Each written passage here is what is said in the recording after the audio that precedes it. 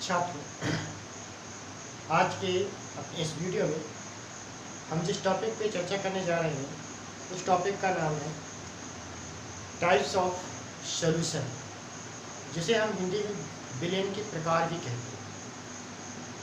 सामान्य तौर पे विलयनों के बारे में हमने छोटी कक्षा में पढ़ा था, जिसकी परिभाषा कह सकते हैं कि दो या दो से अधिक समांगी मिश्रणों से मिलकर जो बनता है, या कहें कि जो मिश्रण बनता है उसे क्या कहते हैं, विलयन कहते हैं। दो या दो से अधिक पदार्थों के समांगी मिश्रण को क्या कहते हैं, विलयन कहते हैं। जिसमें क्या होता है कि कोई एक पदार्थ क्या होता है, विलेय होता है, और दूसरा पदार्थ विलायक होता है। जो पदार्थ घुल जाता है उसे हम विलेय कहते हैं, और जो पदार्थ घोलता है उसे हम विलायक कहते हैं।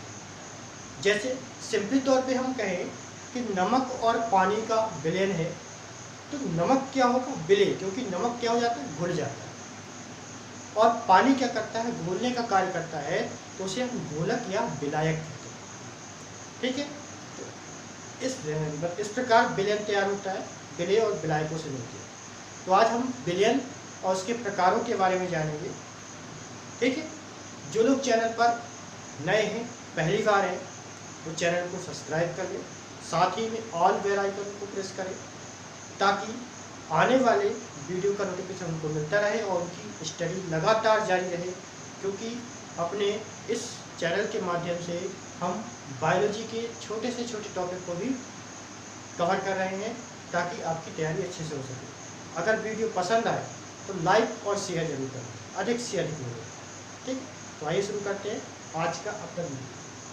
जैसा कि टॉपिक है डिफरेंट टाइप्स ऑफ सॉल्यूशन, तो सबसे पहले हमको सॉल्यूशन पता होना चाहिए। जैसा कि हमने इंट्रोडक्शन में बताया कि सॉल्यूशन क्या होता है, तो देख लेते हैं इसको सॉल्यूशन है क्या। तो आप बता सकते हैं दो या दो से अधिक। अगर हम इसकी परिभाषा की बात करें तो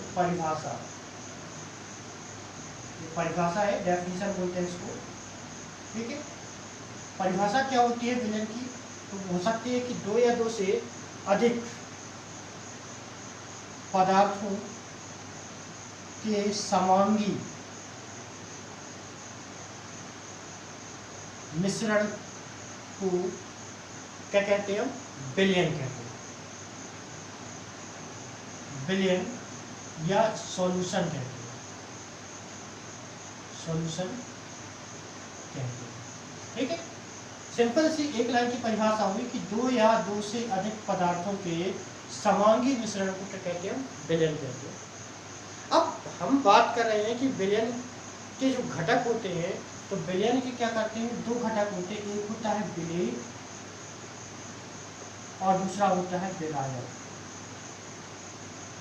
ठीक है, अब विलेय और विलायक की बात करें तो जो क्या होता है कि या कह सकते हैं कि जिसकी सांद्रता या जिसकी मात्रा कम होती है वो क्या होता है, विलेय होता है, और जिसकी मात्रा अधिक होती है वो विलायक होता है। अगर हम जनरली देखें, जैसे हमने सिंपल तौर पे कहा कि नमक और पानी का जो विलयन है, नमक और प्लस पानी, इन दोनों का जो विलयन तैयार हुआ, तो विलयन में देखते हैं कि पानी की मात्रा ज़्यादा है और इसकी कम मात्रा में है, ये ज़्यादा मात्रा में है। ठीक है, तो जो ज़्यादा मात्रा में होता है वो क्या होता है, विलायक होता है, और जो कम मात्रा में होता है उसे क्या कहते हैं, विलेय कहते हैं। तो दूसरे शब्दों में इसको कह सकते हैं कि जो घुल जाता है, जो क्या हो जाता है, विलेय हो जाता है, जो विलेय या घुल जाता है उसे क्या कहते हैं, विलेय कहते हैं। और जो घोलता है,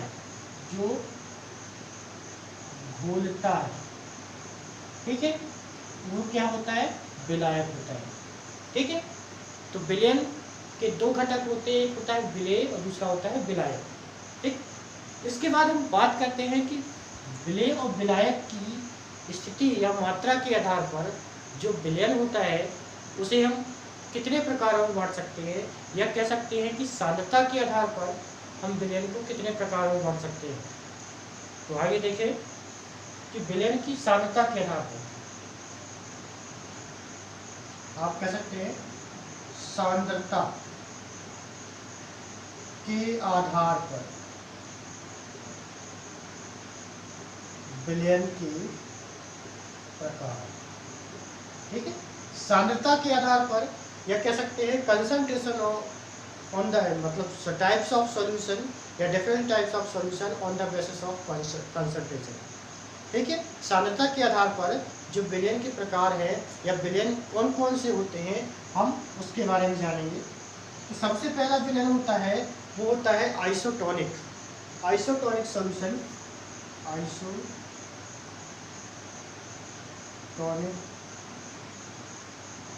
सॉल्यूशन, जिसे हम क्या कहते हैं समपराशरी विलयन।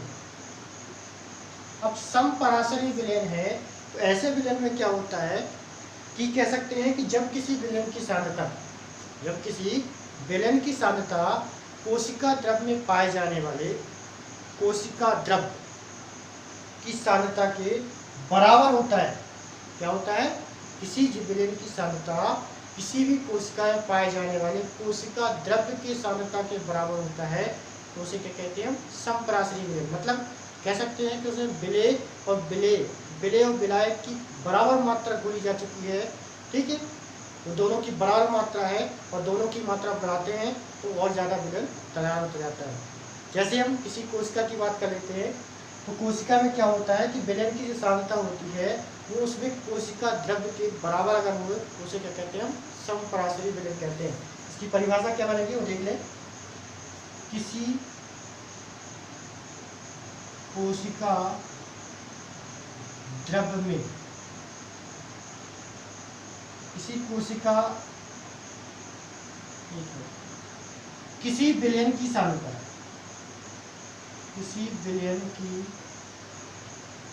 सांद्रता कोशिका के कोशिका द्रव के बराबर होती है,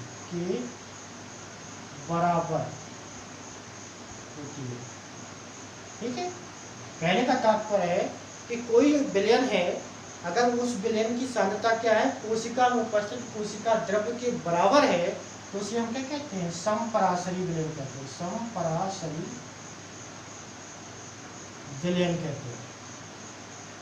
सिंपल सा है, ठीक है। वह विलयन जिसकी सांद्रता कोशिका में उपस्थित कोशिका द्रव की सांद्रता के बराबर है उसे हम क्या कहते हैं आइसोटोनिक सॉल्यूशन या समपराशरी विलयन कहते हैं। फॉर एग्जाम्पल बताया गया इसका कि इजी के तौर पे आप बता सकते हैं कि नमक का 0.9% जो घोल होता है वो क्या होता है आरबीसी मतलब रेड ब्लड कॉर्पसेल्स की बात करते हैं तो आरबीसी के लिए क्या होता है समपराशरी होता है। आरबीसी का समपराशरी होता है, समपराशरी विलयन। मतलब कह सकते हैं कि 0.9% जो नमक का पानी का घोल होता है वह घोल आरबीसी में पाए जाने वाले कोशिका द्रव के घोल के बराबर होता है तो उसे कहते हैं समपराशरी विलयन कह सकते हैं, ठीक है। इसी प्रकार दूसरा आता है आपका हाइपोटोनिक सॉल्यूशन। हाइपोटोनिक सॉल्यूशन का तात्पर्य है अल्पपराशरी विलयन। अल्पपराशरी विलयन। अब अल्पपराशरी विलयन है, ये तो सम था मतलब दोनों बराबर थे। यहाँ पे अल्पपराशरी विलयन की बात आती है तो आप कह सकते हैं कि किसी विलयन की सांद्रता कोशिका में स्थित कोशिका द्रव से कम होती है तो उसे क्या कहते हैं अल्पपराशरी विलयन कहते हैं। तो उसकी परिभाषा हो जाएगी किसी विलयन की सांद्रता कोशिका के कोशिका द्रव की सांद्रता से कम होता है, कि सांद्रता से कम होता है तो वह अल्पपराशरी, ठीक है। तो वो क्या कहलाता है? अल्प पराशरी विलयन कहलाता है। ठीक है, यहाँ पे क्या था? बराबर था, इसमें बराबर था तो समपराशरी के हाल में अब इसमें सांद्रता, कोशिका द्रव्य की सांद्रता क्या है? कम हो जाती है, तो उसे हम क्या कहते हैं? अल्प पराशरी कहते हैं। ठीक है, उसके बाद तीसरा आता है हाइपरटोनिक।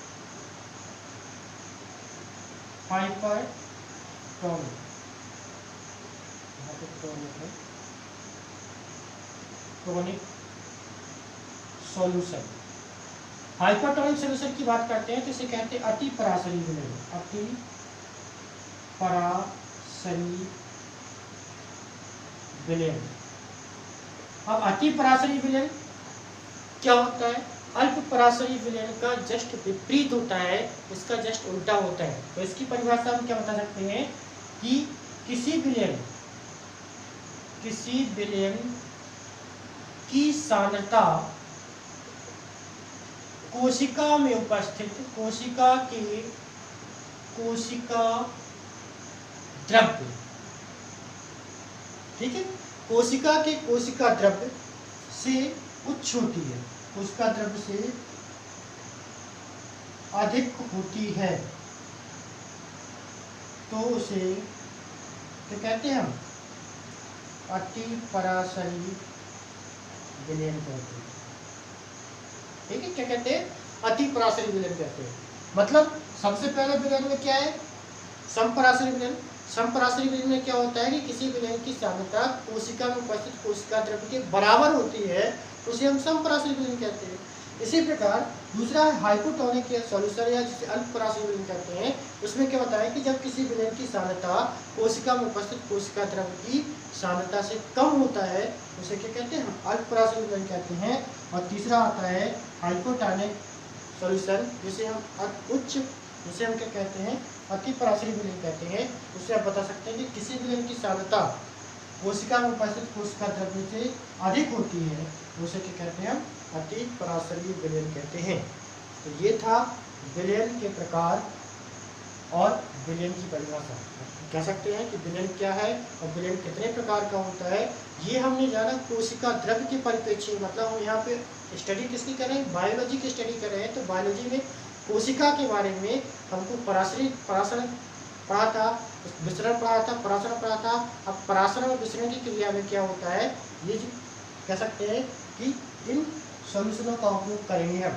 जैसे कि आगे चल के हम एक घटना पढ़ेंगे, जीव द्रव्य कुंजन, जिसे हम प्लाज्मोलाइसिस कहते हैं। तो प्लाज्मोलाइसिस की क्रिया में हम अति पराशरी और अल्प पराशरी विलयनों के बारे में चर्चा करेंगे।